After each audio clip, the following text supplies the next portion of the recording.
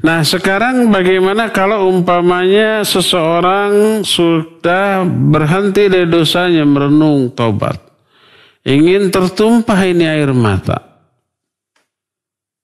Tapi tidak ada satu tetes pun air mata yang keluar. Garing aja. Hati juga tidak menjadi lapang dengan tobat itu. Jiwa kita tetap merasa berat untuk meningkatkan kualitas dan kuantitas dari ibadah yang kita lakukan. Kenapa ya begitu? Nah, pertama, coba tinjau ulang tobat kita. Apakah ketujuh syarat itu sudah terpenuhi atau tidak? Itu pertama. Kedua, coba tinjau ulang rutinitas kita selama ini. Kita begini, kita keras, kita malas ibadah, itu pasti karena ada sebab. Sebabnya itu merupakan dosa dan maksiat. Kemarin saya bikin status di Instagram ya. Yang beberapa status. Pernah status ini juga saya tulis di WhatsApp. Isinya apa? Apabila Allah murka kepadamu, Allah tidak akan menyetop suplai oksigen kepadamu. Tidak akan menghentikan suplai rizki untukmu.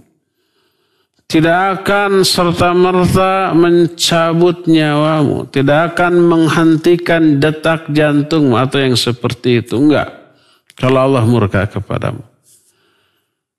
Tapi Allah akan hambarkan hatimu. Allah akan hambarkan salatmu. Allah akan cabut hidayah dari dirimu. Allah akan cabut juga keinginan berdoa dalam hatimu. Jangan engkau kira engkaulah yang tidak mau berdoa kepada Allah. Jangan. Tapi Allah lah yang mencabut keinginan berdoa dalam hatimu. Karena Allah tidak mau lagi mendengar rintihanmu. Mendengar curhatmu. Allah tidak akan lagi mempedulikanmu karena dosa-dosamu. Karena kekerasan hatimu akibat dosa-dosamu. Intinya begitulah.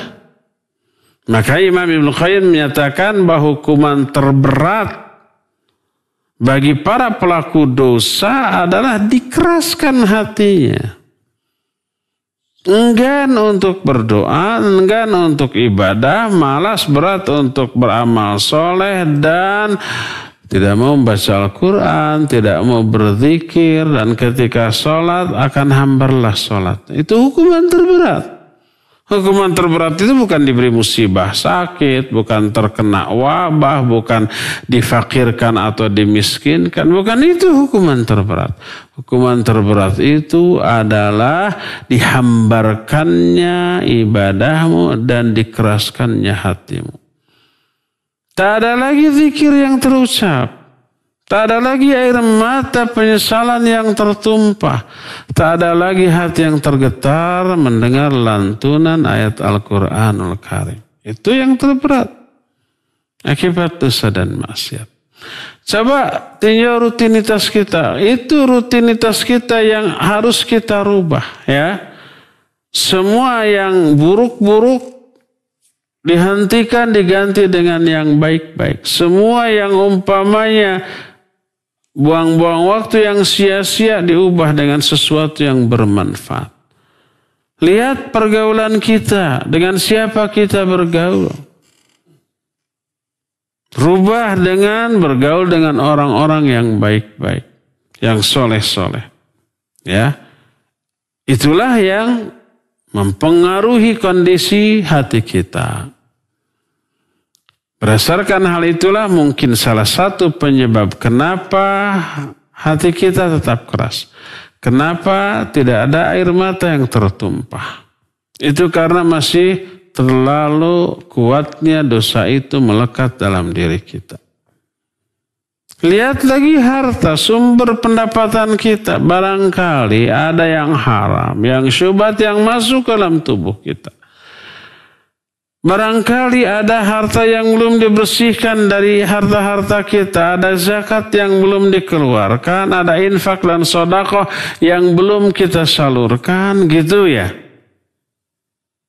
Itu juga berpengaruh ke dalam kondisi jiwa dan perasaan kita.